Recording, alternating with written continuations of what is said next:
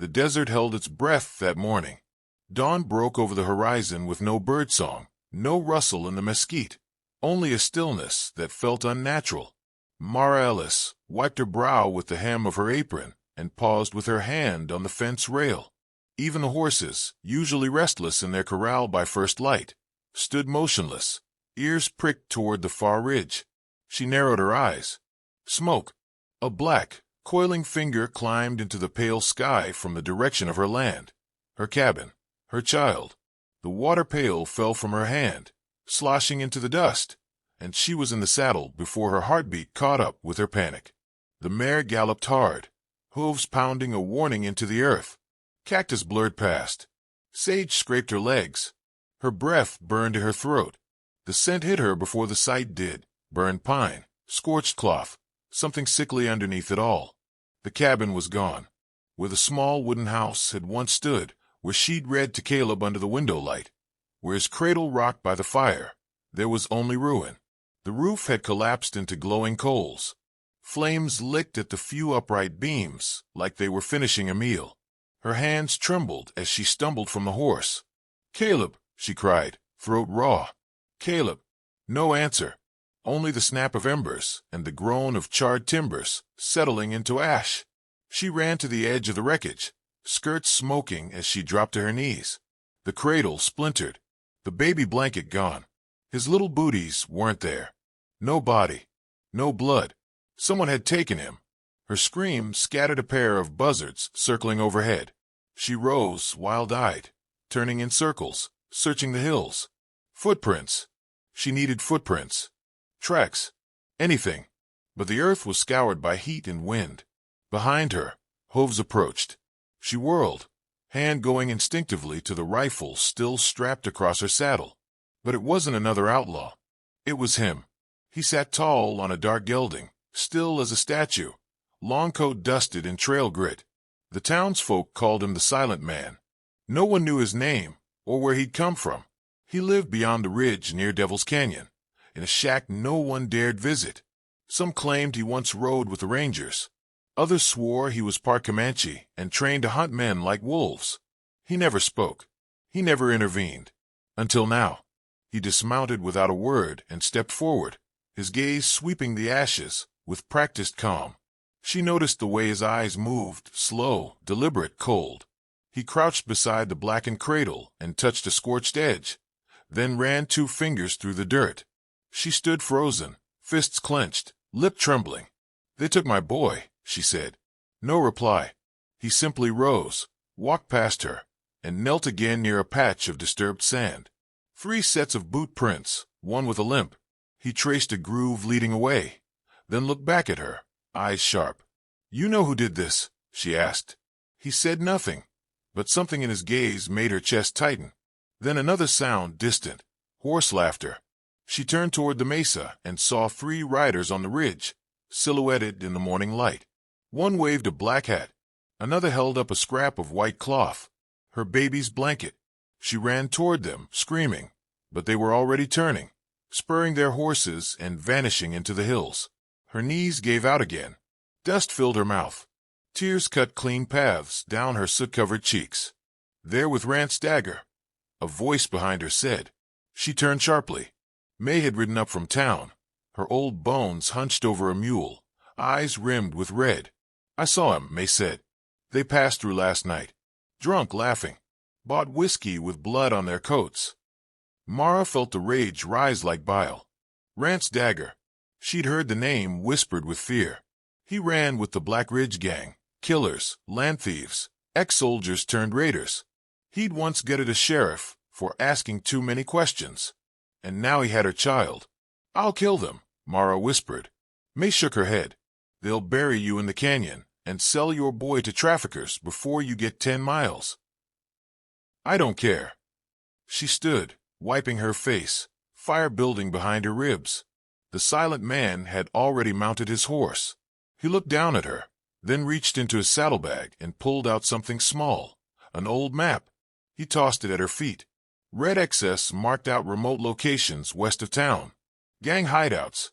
Mara stared at it, then looked up at him. He met her eyes, then turned his horse west. She didn't hesitate. She snatched the map, grabbed her rifle, and mounted up. He didn't ask her to come. She didn't ask for permission.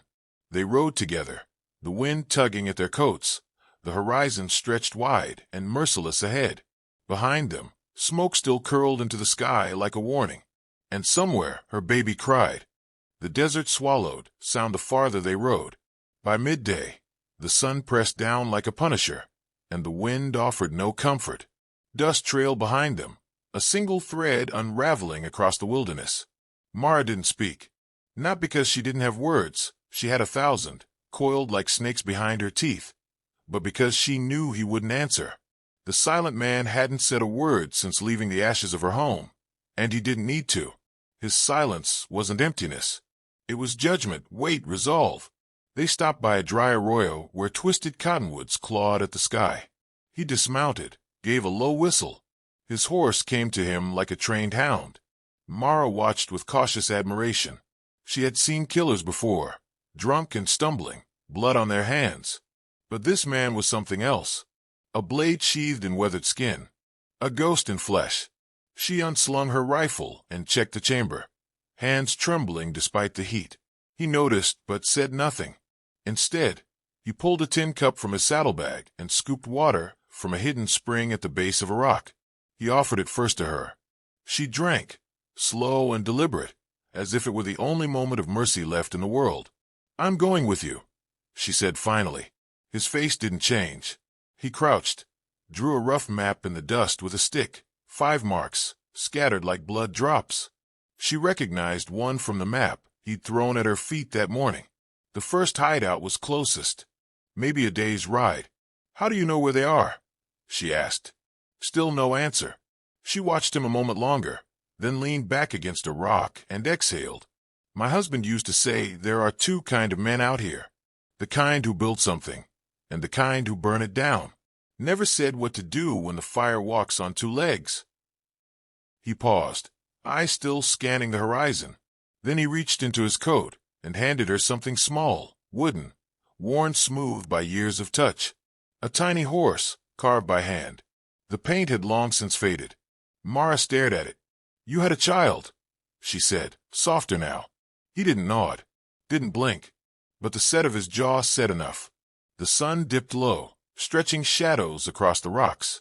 He began preparing camp, methodical, silent. No fire, no light. Mara followed suit, rolling her blanket close to the canyon wall. They ate jerky and drank from the spring. As the sky darkened to purple, the desert came alive with the sounds of night, coyotes howling, insects whispering secrets. Lying beneath the stars, she thought of Caleb's laugh, the way his fingers curled around hers, how he reached for her every morning like she was the only constant in his new world. She clutched the wooden horse to her chest. The next day broke colder than expected. High clouds muffled the sun, casting a pale gloom across the trail. They moved faster now, urgency in the way he scanned every rise and bend. Just before noon, they spotted smoke, thin, faint, curling from a camp tucked against a rock wall. He raised a hand. "Stop." Mara slid from her saddle, heart racing. They crept forward, crouched low, boots soft against the sand. The camp was quiet, for men, one barely awake, another stirring beans in a pot. A rifle rested against a stump, out of reach. The others joked in low voices, their horses tethered nearby.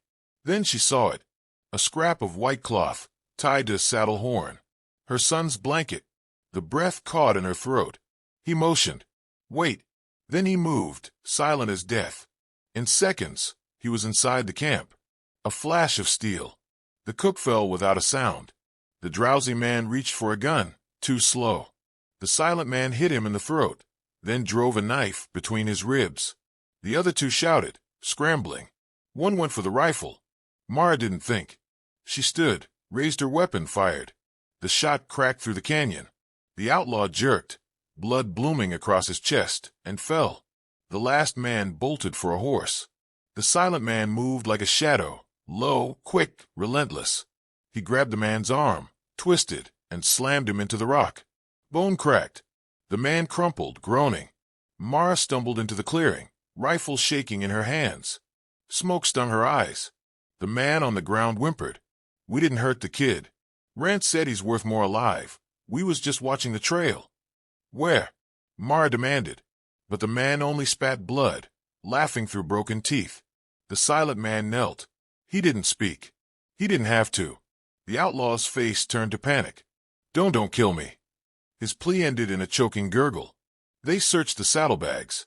No sign of Caleb, but the blanket was there, stained but whole. She clutched it like it was breath. He handed her a cloth pouch. Inside, a gold coin, military in origin, engraved with an eagle and a name she couldn't read. He nodded toward the north. Rance had taken her boy deeper into the high canyons. Mara looked at the man beside her, not a lawman, not a friend, not even a stranger anymore, but something ancient, a force. And she realized something. He wasn't saving her son for her. He was hunting down a piece of his past. She wrapped the blanket tight around her shoulders, shoulders squared. "Then we keep riding," she said. He mounted without a word. As they disappeared into the narrowing trail, the silence behind them was broken only by the buzz of flies and the soft creak of leather under saddle. Justice had begun to ride. The canyon narrowed like a throat the deeper they rode, its walls bleeding rust-red in the fading light.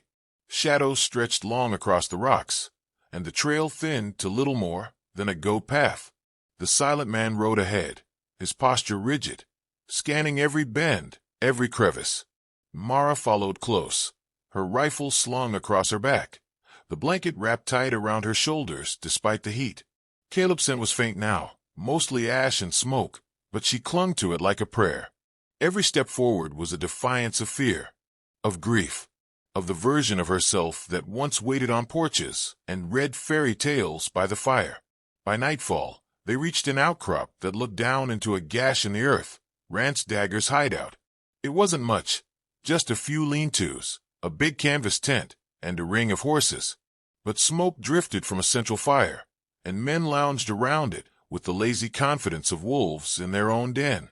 Mara counted 7, maybe more inside. Then she saw him. Rance Dagger stood near the fire, tossing something small from hand to hand to rattle. Caleb's rattle. The cruel grin on his face twisted something deep in her gut. Her son was inside the tent. She knew it. Mara turned to the silent man. "We can't charge in. They'll kill him if they hear a shot." He studied the camp, face unreadable, then pointed to a narrow path that looped around the ridge and down into the canyon. He tapped his chest. Then hers. Then the tent. She understood. He would create a distraction. She would go for the boy. Before she could protest, he was already moving, melting into the rocks like smoke. Mara crawled to the path, heart thundering in her ears, eyes never leaving the canvas tent. Her boots slid on gravel. Her hands bled from grabbing jagged stone. But she never stopped. Then it began. A sharp whistle pierced the air. 1, then 2, echoing through the canyon like war cries. Gunfire cracked. The outlaw scrambled, shouts filling the night. Mara bolted. She sprinted low across the open ground, weaving between rocks and barrels.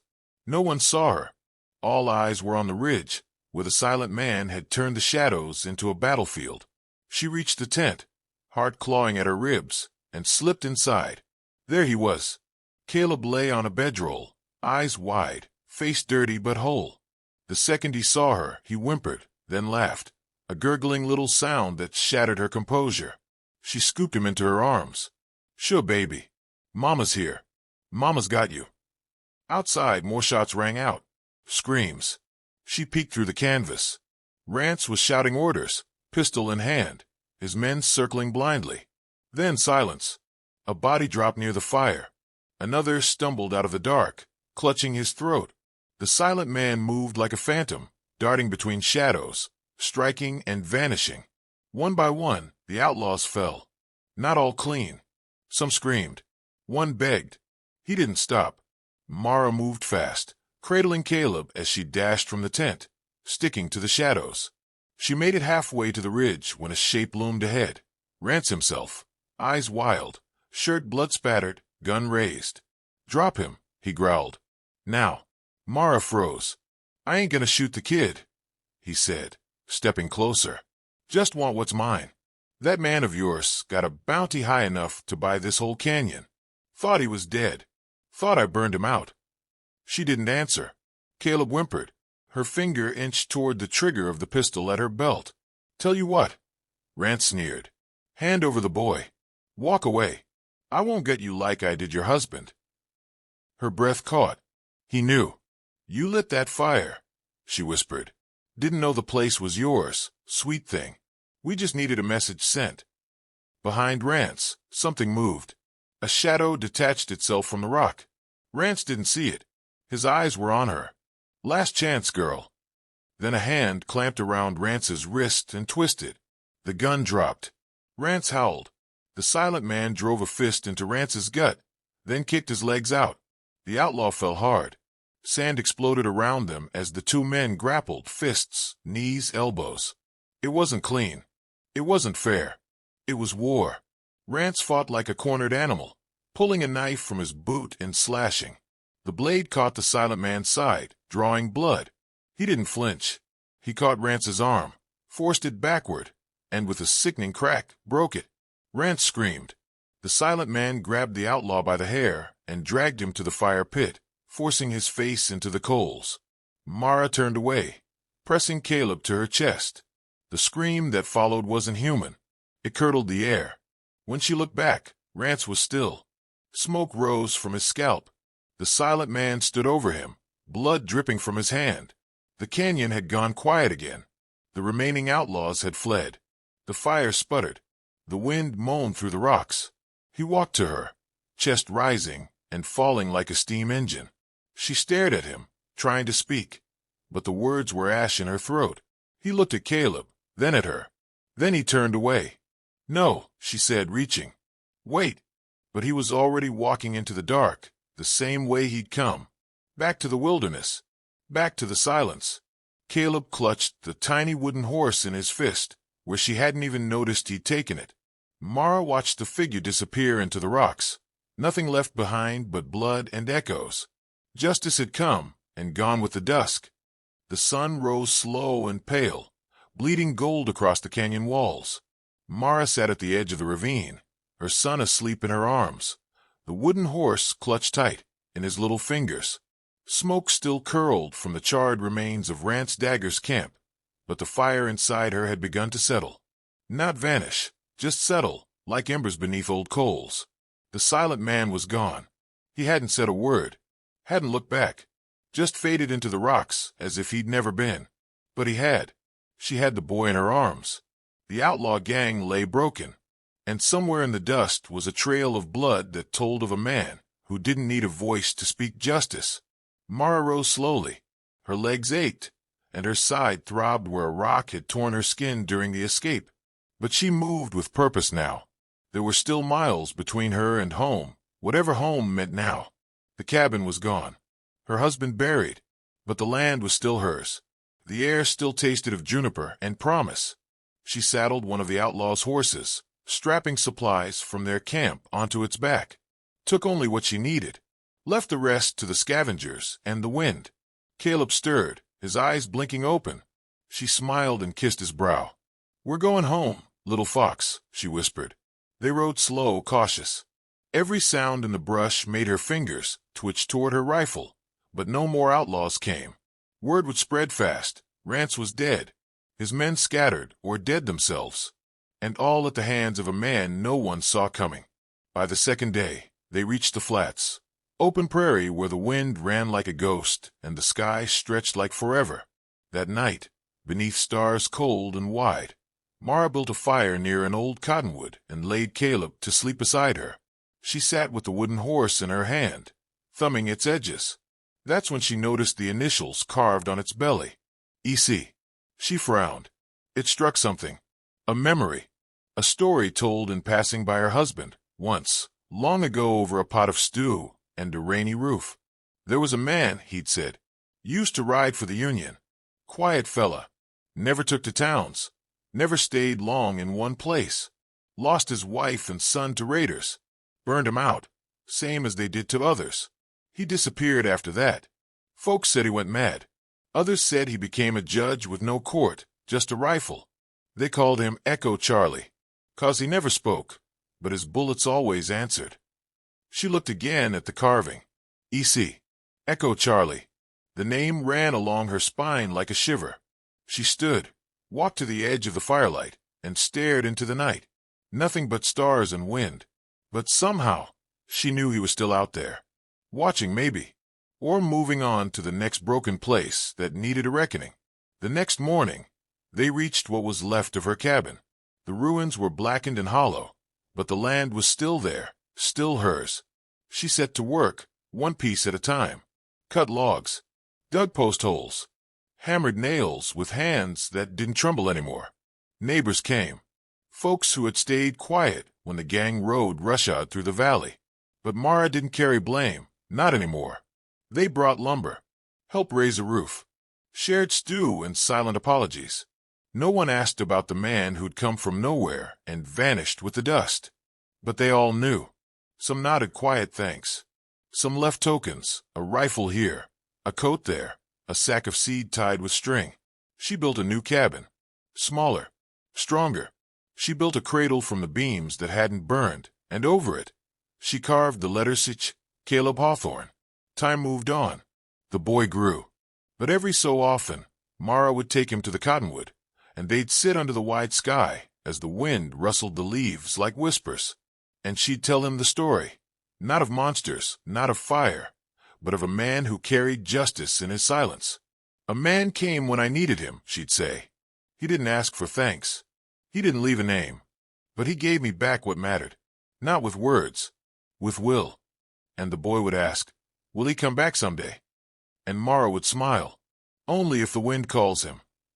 And some nights, when the prairie was still and the stars burned like watchful eyes, Mara would think she saw a figure on the ridge, motionless, watching. She never called out. Some legends, she knew, weren't meant to come back. They were meant to remind. And so the name stayed, not on stone, not on paper, but in whispers that rode the wind. Echo Charlie, the judge who never spoke, but always answered.